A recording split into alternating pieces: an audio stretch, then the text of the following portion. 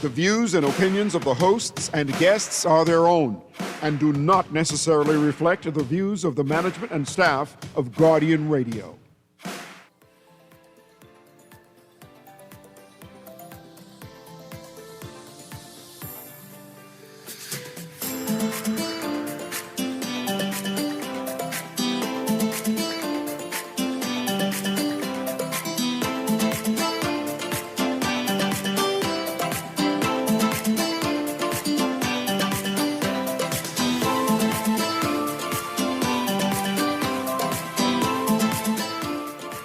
Good morning and welcome to Guardian Radio AM. Today is Wednesday, March 25th. It's a little after 11 o'clock in the morning. Once again, this is C.A. Newry, and I shall be your host for today. The numbers to call.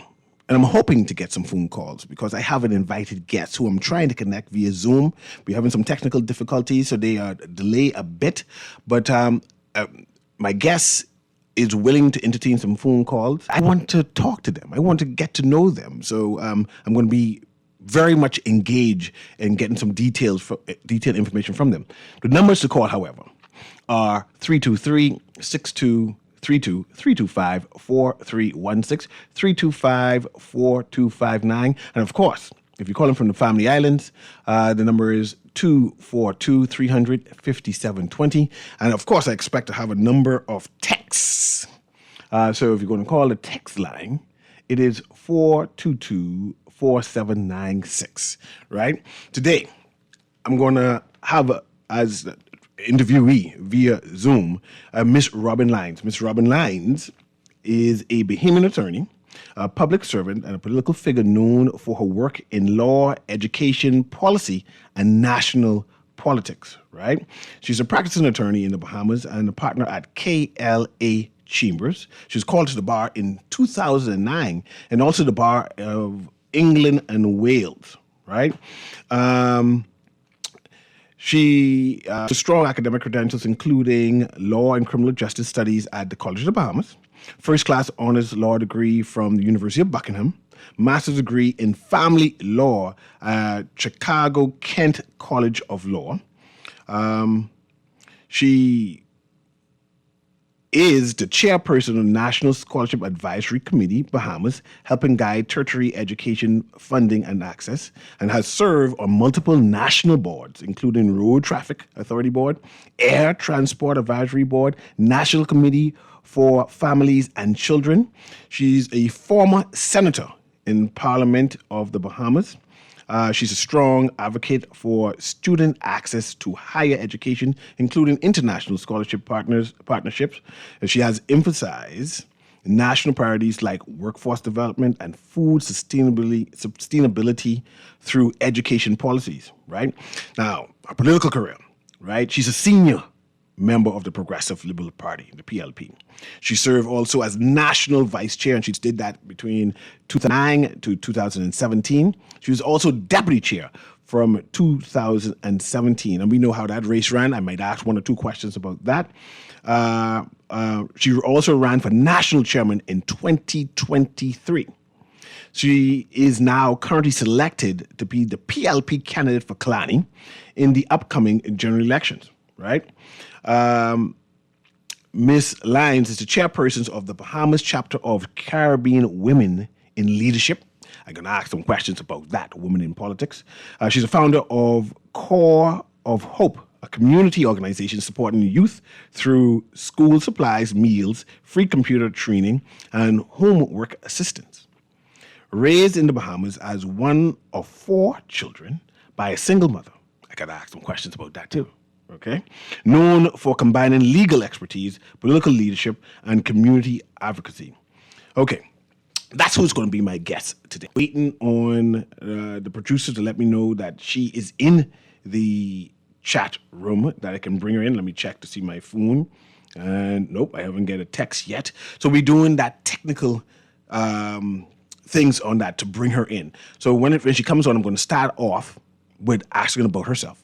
Get a narrative about who her people them is, right? I want to know where that line's name come from. I want to know that narrative, right?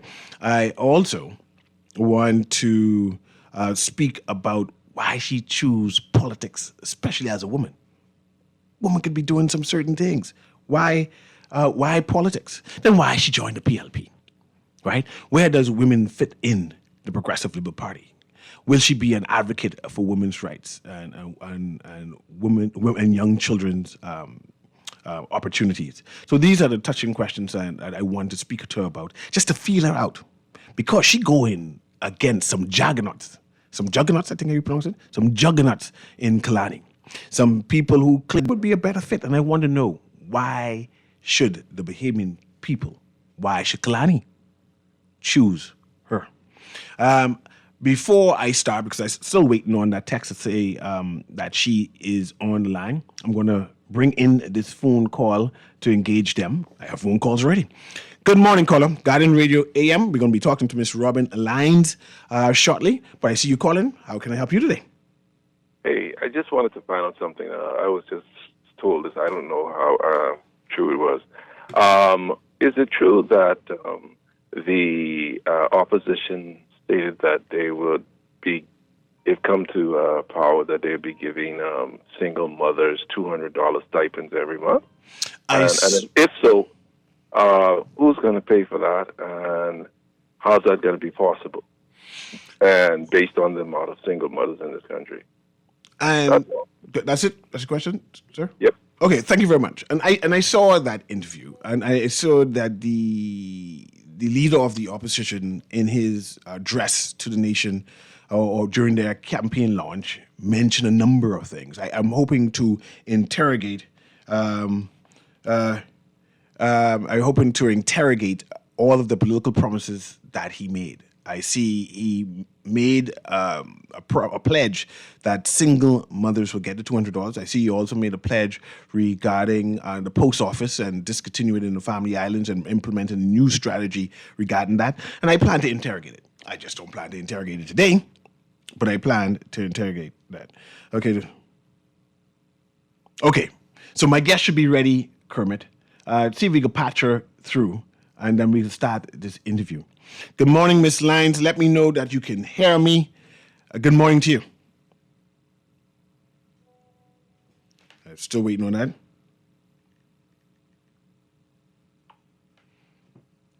Just bear with me, callers. Okay, let me go back to the caller, and then we'll come in. As soon as she's able to come through, we can let her say good morning to me, Kermit. But let's go to this caller in the meantime. Go ahead, caller. Guardian Radio AM. Caller, you there?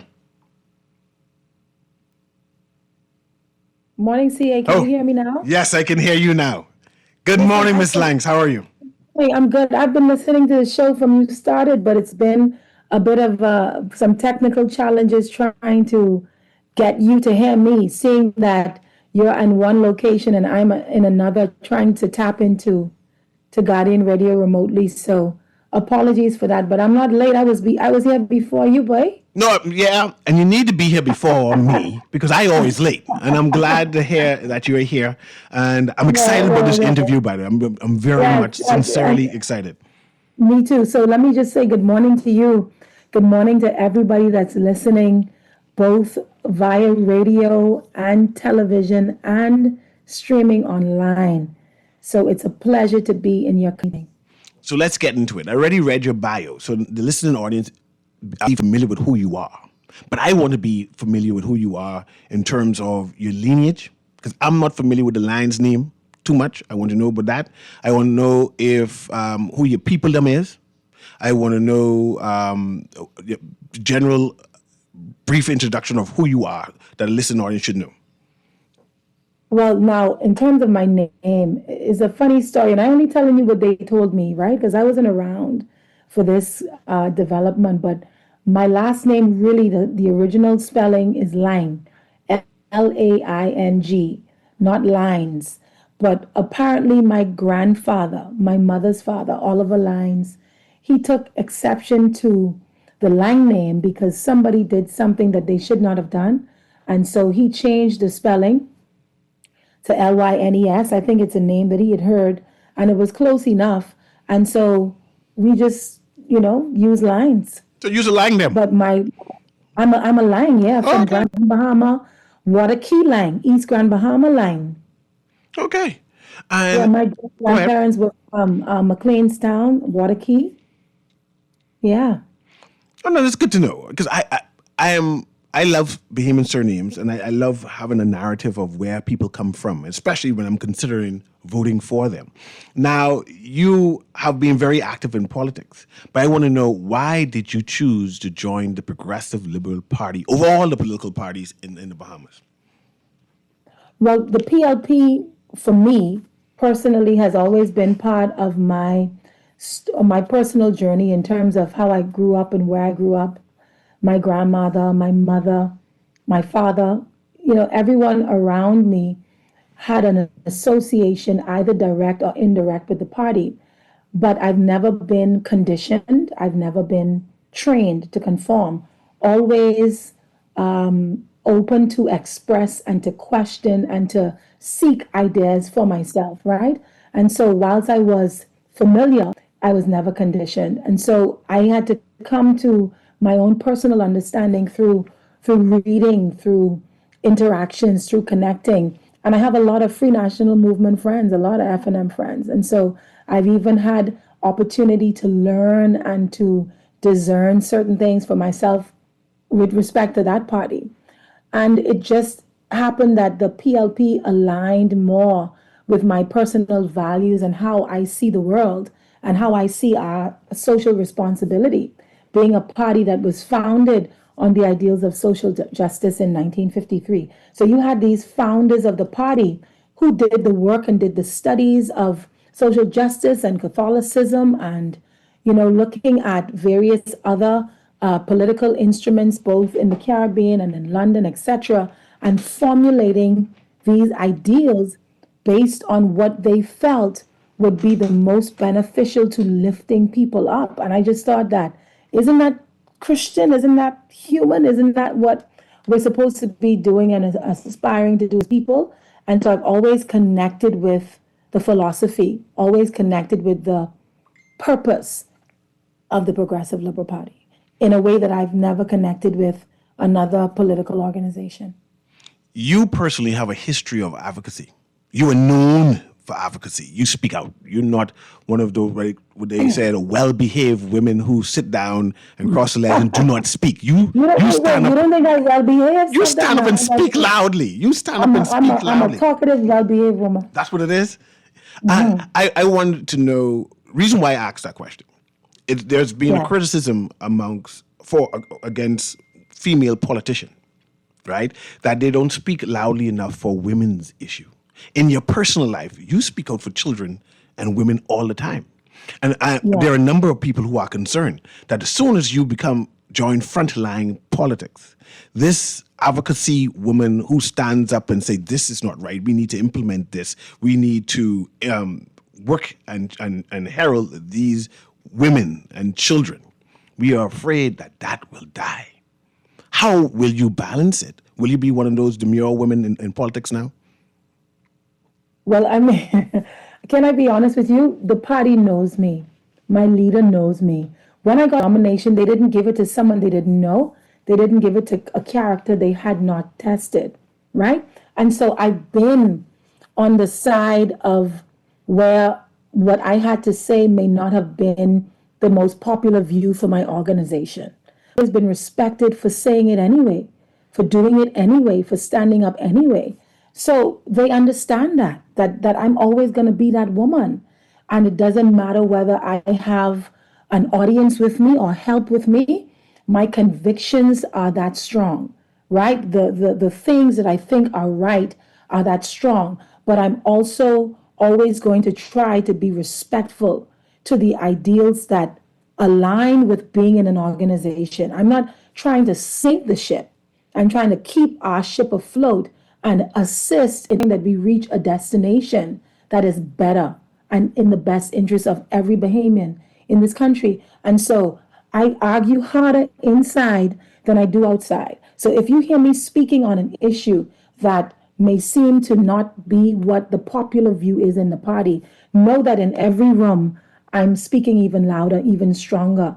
But I do it respectfully, doing it in an understanding that at the end of the day, we're still one team.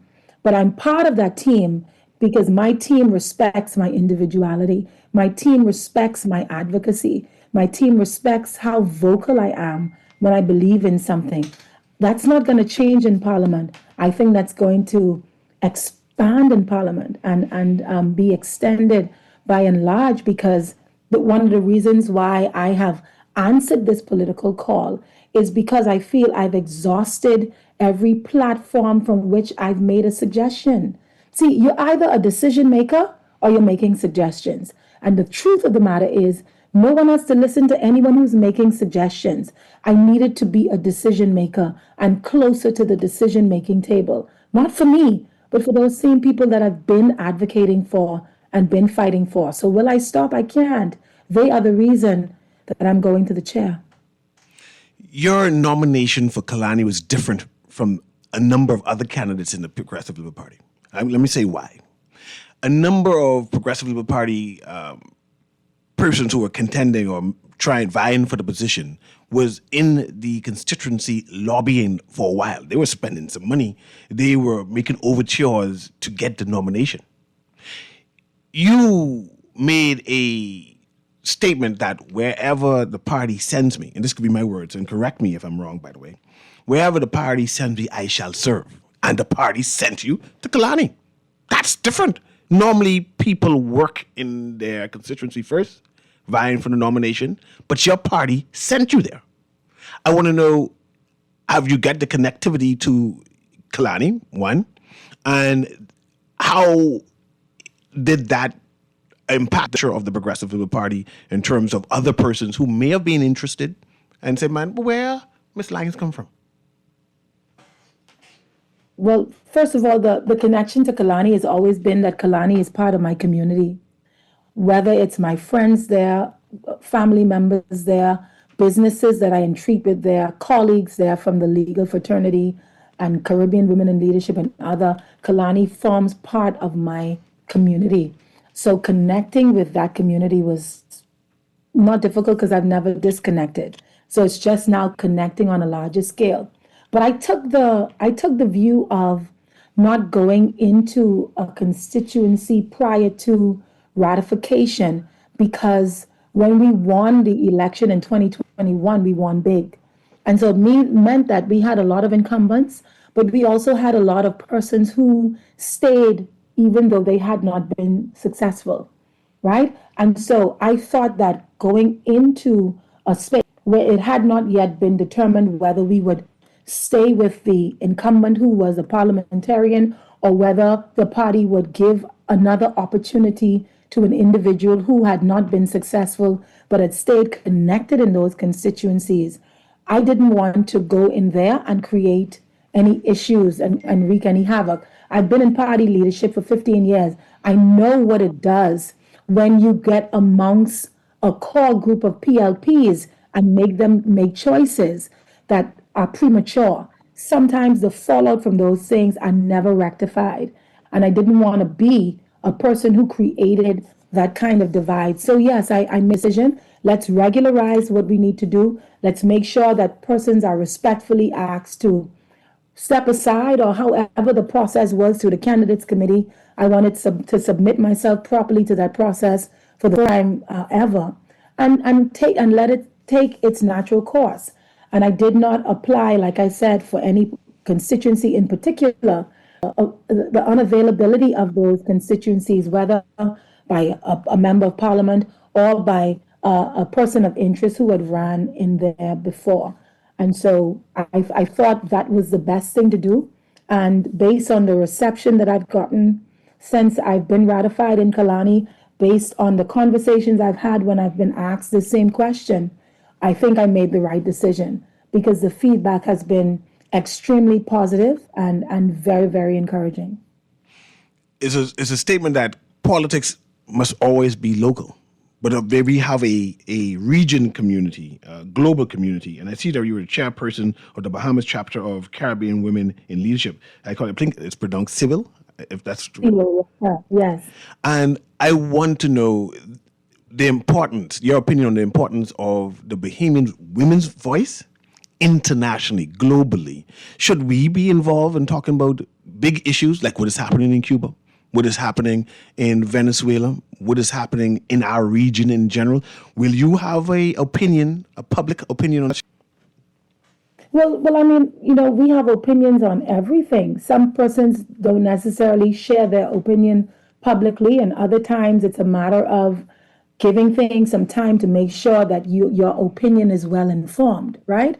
So yes, I think Bahamian women have to step into international conversations, regional conversations, because as the world seems to be expanding, it's also shrinking, right? And technology is bringing everything to your front door, sometimes to the palm of your hands. And eventually, we're not going to be able to ignore what's happening in different pockets, in different parts of the region and different parts of the world, because these things have impact. They're impacting us. And I think it's important for us to understand what's happening, to have the knowledge and wisdom to insert ourselves into the conversation, and when necessary, absolutely to give public opinion. And Bahamian women have always been strong, always been opinionated. I think now it's time for us to act in a collective so that it's not Robin in the East saying this, it's not Nancy in the West saying that, someone in the North saying this, someone in the South saying something else. How do we connect? How do we band together so that when we speak not just as a united force, but we speak to assist one another in the knowledge? I often find that when I have conversations with multiple people about the same thing, I see it from so many different angles, so many different vantage points. I learn things that I didn't know before because everybody's perspective helps you to approach problem solving. You understand, from a different view. And I think it's healthy conversation. You are going against some juggernauts in Kalani. A number of people saying that they would be the better choice. Why should Kalani choose you? I think Kalani should choose me because of the vast and the varied experience that I've had that has brought me to this point. A lot of what persons are hearing are factors of promise. This is what I will do. This is what I intend to do. The truth of the matter is, Kalani is so diverse from one end of the scale all the way to another. And the person that represents this community needs to be able to appeal to all of those spaces, all of those spheres of people. I can do that because I have done that. So when it comes to community service, I've ran my own nonprofit and worked in the nonprofit space for almost 2 decades. So I understand people on that level. When it comes to business, I've been a person in business and running my own business since I was 16 years old and representing in my legal work businesses, corporations, companies, etc. When it comes to legislation, I've worked in legislation, worked through the Senate, worked on so many different governmental boards and agencies. I understand that group of persons. Even when it comes to foreigners who are residents and expats who are residents, that I've done in immigration, my understanding of those laws and how they impact and affect assists me in that. And just the person that I am, the woman that I am not a promise maker. I am someone who commits to what it is that I am saying I'm going to do because I understand my limitations. I'm also someone who always does what I say I'm going to do. And I've been that person. And I think Kalani needs fresh energy, new energy. Kalani needs someone who is going to be able to appeal across the board and is going to be effective across the board. But Kalani also needs a member of parliament that's going to form part of the next government of the Bahamas so that the advocacy and the work is going to be channeled, in a way where you can actually get some results. And you're right, all of those persons who are vying for this space, this seat in Parliament to represent Kalani, all offer something extremely special. But I don't see any of them offering everything that Kalani needs. I find that in myself. And I've had to learn how to say that without feeling as though I'm appearing or sounding arrogant. I've learned how to say that because I've done my own assessment of them and of myself and of the constituency, of the community, of the government of the times of the season. You mentioned And that that's how I align. Huh? Kalani is diverse. I'm not familiar with the boundaries anymore since there's been some shift here. But at one point in time, I knew that Tropical Gardens was a part of it, and I forget that area. It still is in And polling division 11 and 1. it's not Gambia. Is it Gambia? Is it It's Gambia? Gambia. Okay, Gambia is Gambia. there. Okay, 11 as well. that's what I want to ask about. Being diverse, Gambia has some challenges there. From your walkabout and throughout the community, I want you to identify the characteristics of Kalani in general, from further west and including Gambia, and tell me some of the challenges you saw in Gambia and those affiliated communities, and how will you address those, and what is your plan for the overall Kalani, and in particular of that working class community of Gambia? That's a long question, so let me make sure I break that up. So you want I'll to ask talk it about again. You start off, and I'll remind you the point where I wanted to go. So forgive me for that. okay, so the demographic of further west. What I've learned about Kalani in general is that what is required is different depending on where you are and who you're speaking with and where their circumstances are. But I've learned in Kalani not to make assumptions. I think persons have done that too, made assumptions from the outside looking in.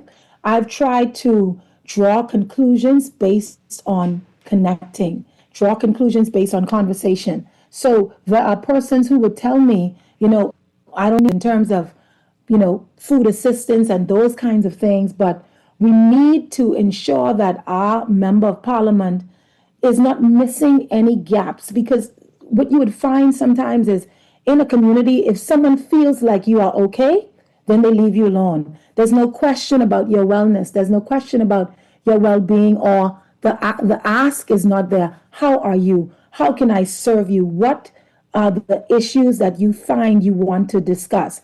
And me asking these questions have led me into a lot of rooms, because whilst the issue may be different, while the ask may be different, everybody has something that they want their member of parliament to address. So further west, we've been having conversations about infrastructure. We're having conversations about security. We're having conversations about businesses. We're having conversations about the changing dynamics and persons moving in and the transient spaces, Airbnbs and rentals. So we're having those kinds of conversations the further west that we go. As we move into spaces like Gambia, stations as well, healthcare, education, immigration concerns, opportunities for employment, opportunities for business, opportunities for advancement. What I've learned though is no matter who I'm talking to, and this has been impressive to me, no one wants a handout. Everyone wants to be empowered.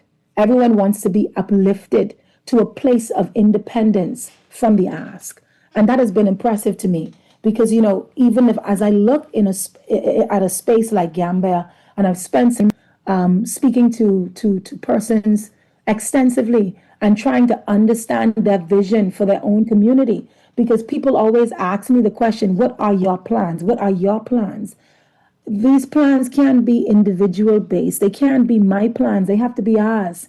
If you don't get community buy-in, if you don't get the support of your constituents, if this isn't a marriage, if it's not a partnership, it will not work. Ideas I have and the ones that I've kept and strengthened has been the ones that the community have embraced and they've bought into, and we've been talking through how we can manifest these things in a way that they have longevity. So it's not just campaign energy. We're not just going in there riding on promises and hopes, but these are things that we can sustain and build out and expand. You know what I mean? And all across Kalani, the conversation is the same. It's not just about me. It's not just about my home. It's about my entire community, my entire constituency, my entire country. Ms. Lange, would you be willing to debate your opponent? Anytime. Anytime. Because I think that's important as well. See, the state of the nation, right? The state of the world is at such a critical place that we don't need people voting just because. I don't want anyone to vote for me just because step. This is a big decision. This is a big move to make. And if constituents don't really believe in you, if they don't really believe that you can be the voice, that you can be the person that can move them just a little further than they were before, then that's already a challenge. It's already a problem. I've spoken to people, and I just had a community meeting last night at the New Providence Community Center, and so many people came out and we were talking. And one of the questions I asked them, and they were shocked, I said, "Are you going to leave me out here by myself? When I win this, when you vote for me, and I am your member of parliament, are you going to leave me out here by myself to serve alone? Or is this going to be a real partnership? Is this going to be a real collaborative effort that if you are saying, these are the policies that we want to advance, and I say to you, okay, let's rally, let's get together, let's talk about it. Are you going to come? Are you going to show up? Are you going to be part of the solution driven ideas that we put forward together? Because we are a country of strong diagnosis. Every problem we have, we can clearly articulate and speak to. But solutions are needed, and bodies are needed, numbers are needed. When you really want to get someone's attention, they need to know that you don't stand alone, that you have the support. And so, absolutely, because, these kinds of debates foster something that I think is necessary in this time. Are you able to answer the hard questions and answer them honestly? And I've always been able to do that without reservation. I got a text wanted you to go over the boundaries again of, I know I asked it earlier, but the constituency of Killarney, where it starts and how far it stretches to. So I just want to give you the opportunity to do that. Okay, so if you're headed west on JFK, you know where we turn into Prospect? Mm-hmm. So that would be where our most eastern boundary starts. Going into Sanford Drive and Atlantic, you know where Balmoral is? Yep. Okay, so going that way and coming across over into a small portion of what they call the Western Grove, Okay. coming out into West Bay Street. So that's the eastern boundary, that little curve, that little cut. Everything that would be on the northern side of that road where Balmoral is Killarney. Everything on the southern side is Fort Charlotte. Okay. Come around, and then we go all the way down to West Bay as far as you could go. If we stay on JFK, then we go all the way down to JFK, past Airport Industrial Park, keep on driving as far west as you can go.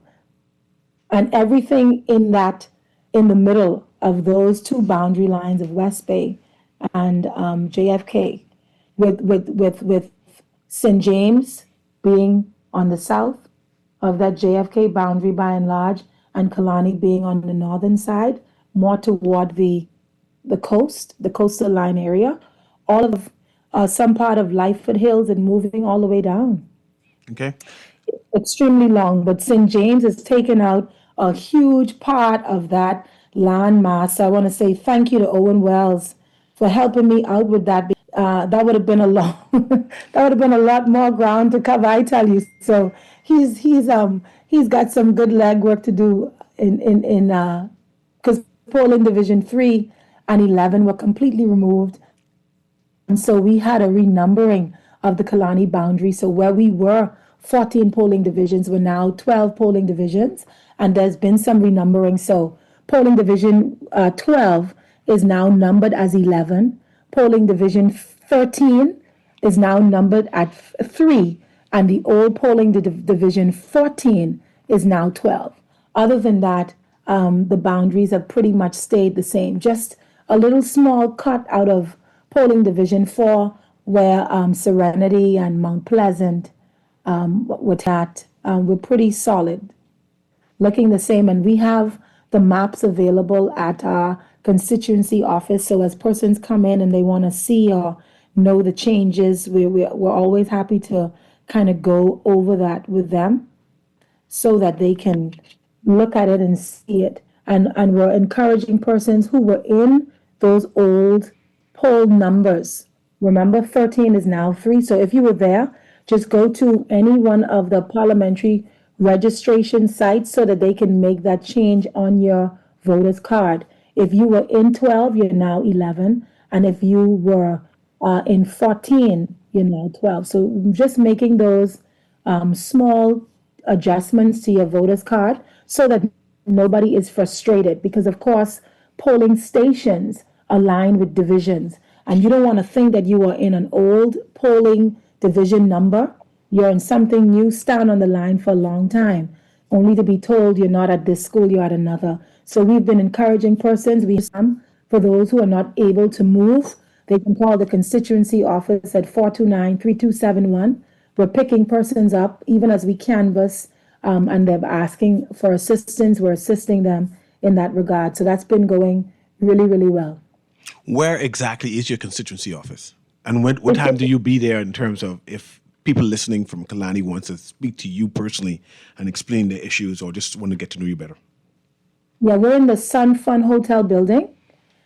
So as soon as you enter, we're in the first part of the hotel, and we have signage up, and the door is wrapped, so it's easy to see that that's where we are. The office hours are 10 a.m. to 6 p.m.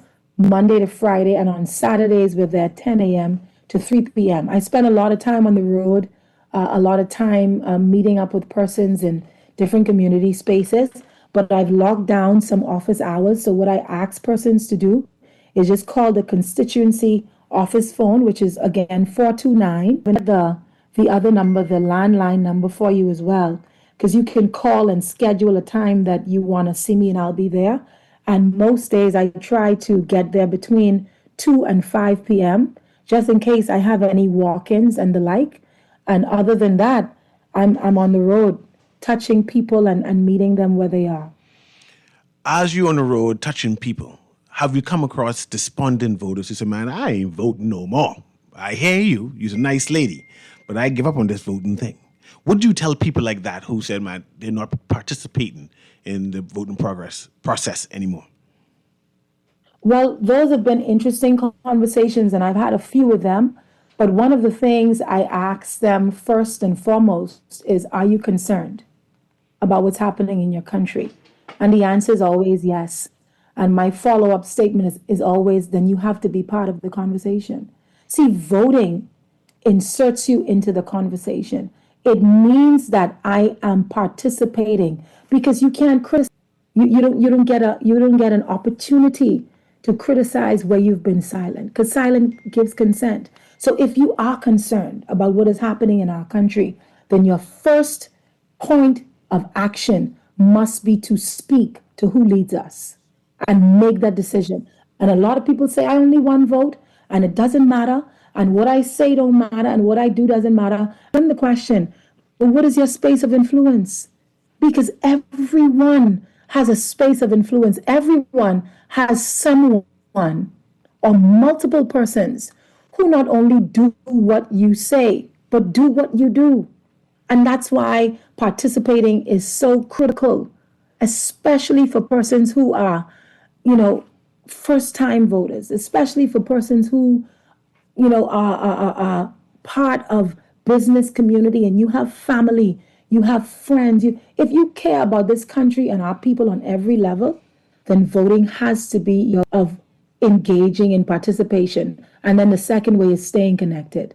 So I've been able to have a lot of conversations with people and try to convince them to show up and to understand how much their participation matters. There is no insignificant person in this country. There are some people who have removed themselves by choice because they have convinced themselves that what they think doesn't matter. And I'm trying to convince them truthfully that it really does, Newry. It matters on levels that we perhaps have not given ourselves credit for. And we're not just voting for ourselves, we're voting and participating for the sector of our country that doesn't have a say, our children, right? We're voting for persons who are incapacitated in both mind and sometimes body. And because of the challenges, it takes them out of the pool. We're voting for them too. We're thinking about them too. we're deciding for them too. I don't shy away from those conversations. And interestingly enough, I met a lady as I was canvassing in tropical gardens.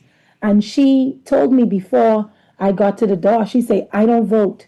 I haven't voted in the last 15 years. And we got to talking because she said, it don't make no sense. You come here. I say, why?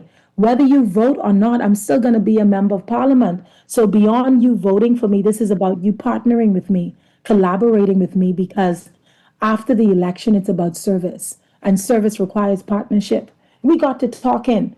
And before I left, she gave me $200 for our seniors check-in initiative, which is a program where we provide food vouchers and vegetables when they're available, but we also use it as an opportunity to check on the well-being and wellness of our seniors in Kalani. And I say that to say this: when you are genuine, when you are true, when people can not only hear what you're saying, but feel what you're saying, it goes a long way, And all people want to know in this election is that I'm not being manipulated. This is not about just getting to a position of power for oneself, but this individual actually cares about what happens next, actually cares about me, cares about my family, cares about this country.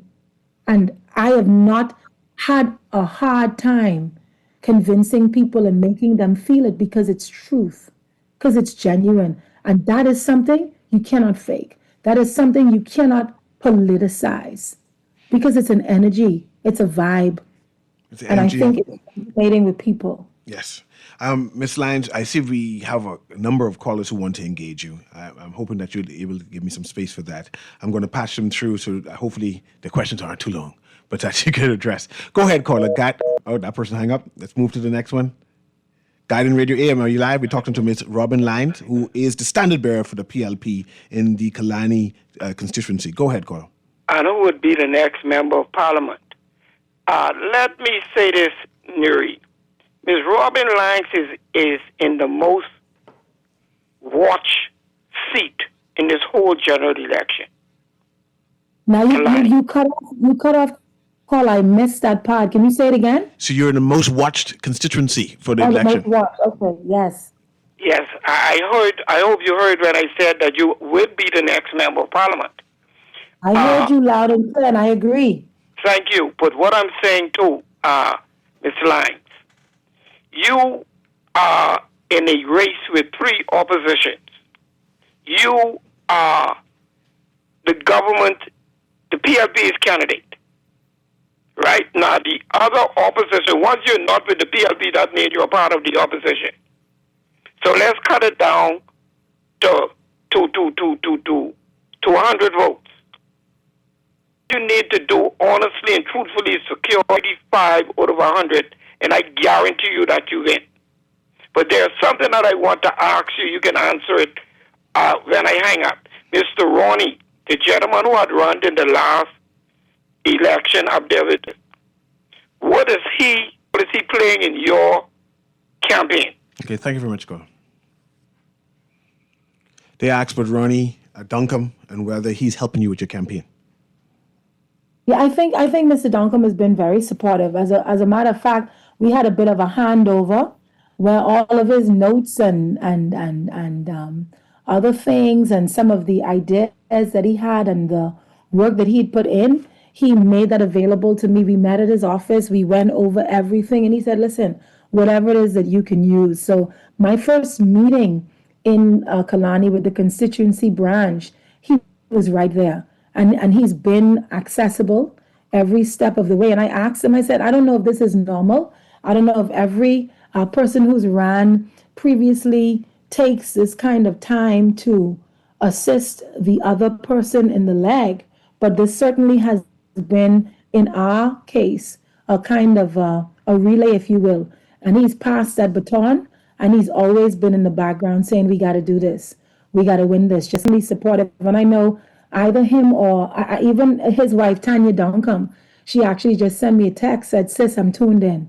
So both of them have been extremely supportive, and he's really given everything he could to this campaign because he knows me, he knows my character, he knows the kind of woman that I am.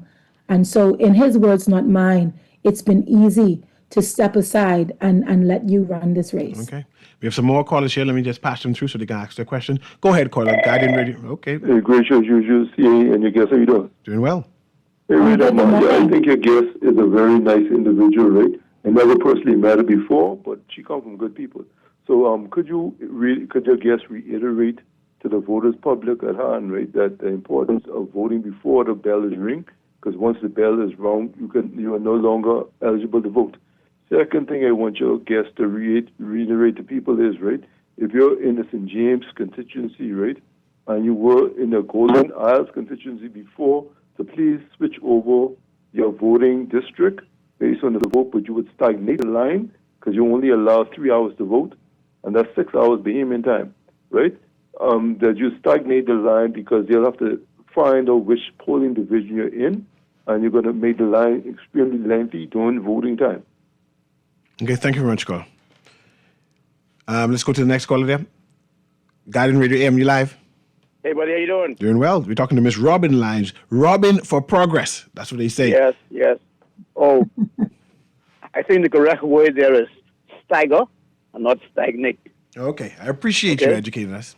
Anyway, I am not a PLP supporter as such, but this level of commitment and intellect needs to be in Parliament.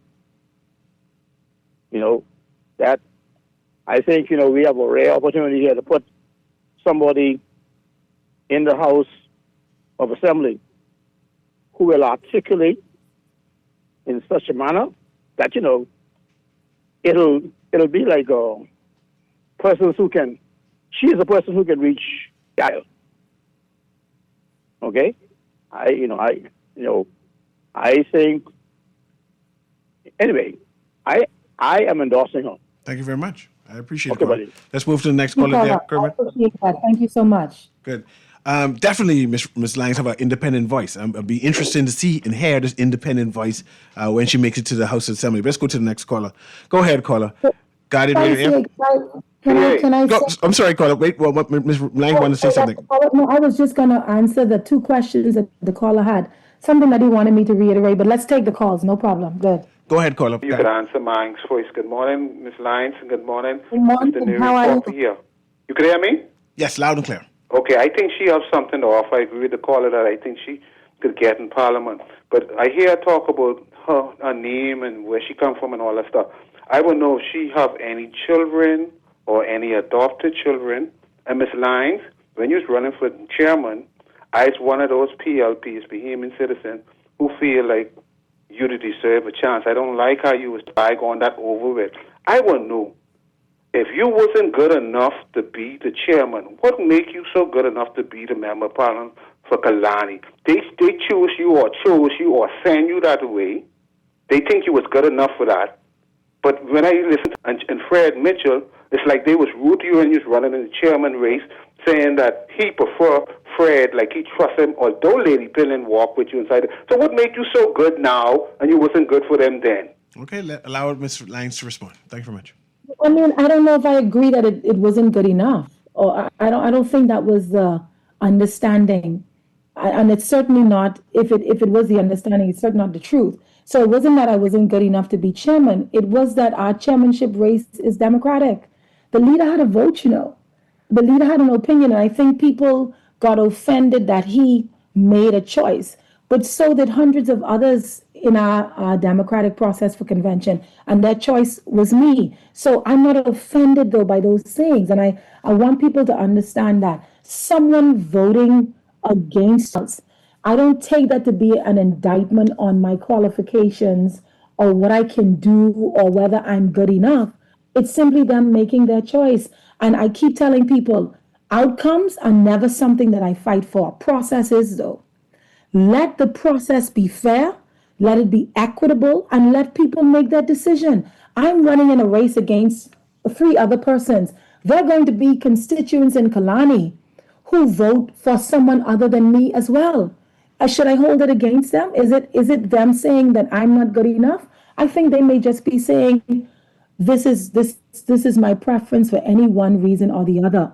What you do if you are a leader is after people make their choice, you stand firm as a leader and you continue to lead and provide assistance whenever, wherever. And so I don't want people to castigate any individual's decision to support someone. And like I said, that wasn't a race where I was any damsel in distress. I ran away from the big boys. You understand? I'm a lioness. Lioness.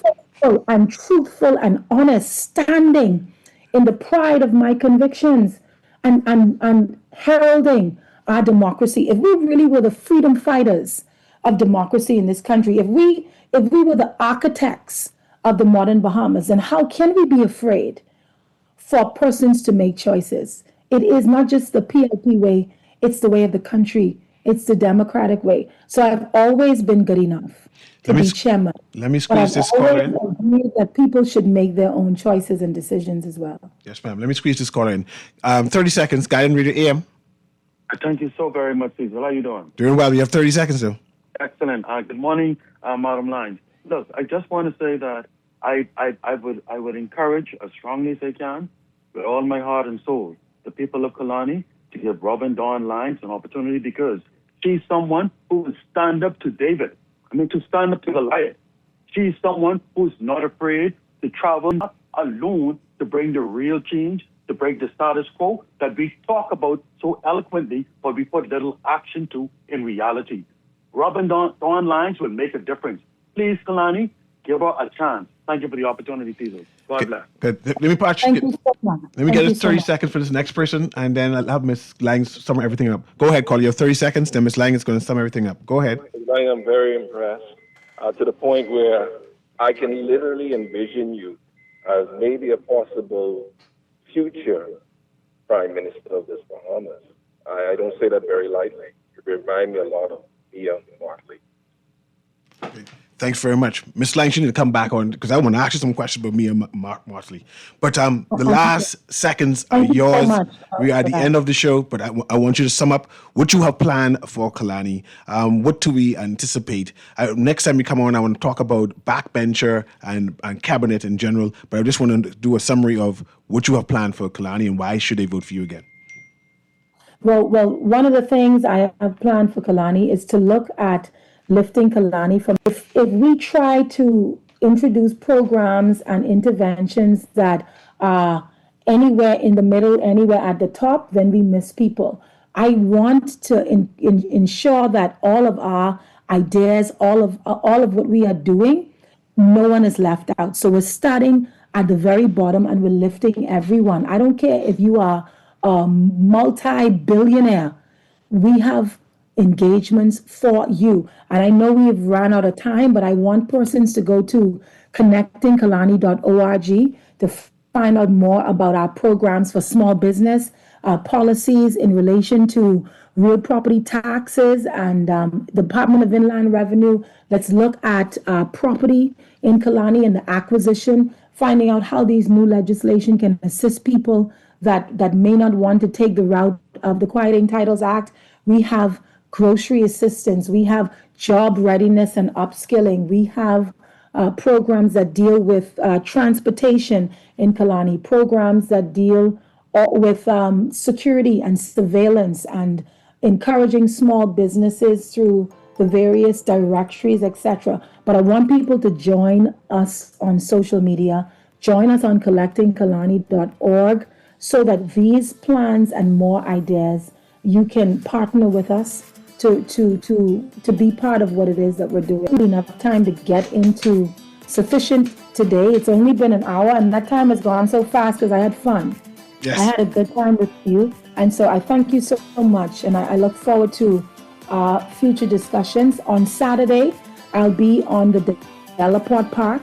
We have a Meet the Candidate event, so we'll be there from about 1 to 6 with food and other festivities, just meeting again with persons. And bring the children, bring your family. Let's connect out there. We have a Easter celebration that we're going to have a family fun day on April 6th, and persons can get more information on that. Again, another opportunity to connect. We have a small business think tank where we're bringing business persons from Kalani who have ran successful small and medium-sized enterprises, and we're bringing them into the room to discuss the ease of doing business, ideas to remove the bureaucracy. How do we make access to business more palatable for the average person entering it and those budding entrepreneurs? We also have tutoring that's going to start hopefully in the next week. So BGCSEs and BJCs, GLAD, etc. Kalani doesn't have a government high school. So we're also trying to look at ways that we can assist some of our junior high and senior high school students in getting to school when they miss that bus that leaves at 7:45 and 8 o'clock. How do we supplement transportation? Because based on our communications with the schools, there is a high level of absenteeism. And I think it's connected to transportation and just getting so far from where you live. So there's a lot going on, a lot of programs, and we want to share more of that. And I've not, and before I go, my team has chastised me, CA, for weeks because I've been doing this kind of work, whether it's at a high scale or at the lowest of levels, for all of my professional life and even from my childhood. So to now do it and to have to document it and put it on social media and everything I do for somebody to have to take a picture of it, I am We struggling. will invite you back to just talk about what all you... A lot. I'm struggling and I'm trying to get better at it because I've always been a doer, never someone who needed to showcase if I'm helping someone. And I realize now that I have to give an account. And so they're working with me and trying to assist me because, like I say, to brag about the good that you've done is something that I've always struggled with. I've always been someone focusing on doing good and never highlighting the good I'm doing. So I'm trying to find a happy medium between the two because people want to know what's happening in the things that I'm implementing. So I'm working, but to all of you that are listening, I struggled to brag about these things and not just do it. So we're coming to you. You'll see some things happening. You'll see us documenting some things, some more, so that you can know not only how to know, how to be aware of what we're doing, but how to benefit from it as well. And that's it's about reaching you. I appreciate you. I enjoy this interview. That's Miss Robin Langs. Miss Robin for Progress, the PLP candidate for Kalani. I enjoyed this interview. That's it. Clear lines. Real progress. Real progress. Just sign in and have a seat, please. They'll call you in for your x-ray shortly. That's why they call it a waiting room. You won't have that problem at Fourth Terrace Diagnostic Center or Imaging at Grosvenor. Schedule multiple appointments so you'll be in and out in no time. And if your initial screening reveals a concern, our radiologist can conduct an alternative screening right then and there. Call 328-8157 to schedule an appointment at Fourth Terrace Diagnostic Center or Imaging at Grosvenor today. This is definitely the time for BAMSI to continue to build on the progress that we've made. There's now drone technology. There's now year-round container farming. You have hydroponics. You have aquaponics. You have precision farming. There have been record numbers of enrollments, record numbers of flat fishing certifications. We've had record enrollments in our online courses. Students from across the family of islands. Because in BAMSI, we are not just cultivating produce. We're cultivating producers. Paid for by Hey everyone, get ready for a night you won't forget. It's Z-Live's Far Back Friday Party with host Chicago Lang. Friday, March 27th, beginning at 7 p.m. Join us at Sapodilla Estate for a night of 80s and 90s music, dance, light bites, and refresh. Tickets at the Nassau Guardian between 10 a.m. and 5 p.m. Monday through Friday. $50 per person. Cash sales only. It's Z-Live's Far Back Friday Party. Real music, lots of fun, eats and drinks, and oh so cool vibes. See you there. This is Guardian Radio 96.9 FM, streaming on GuardianTalkRadio.com and the Guardian Radio app, Nassau, Bahamas.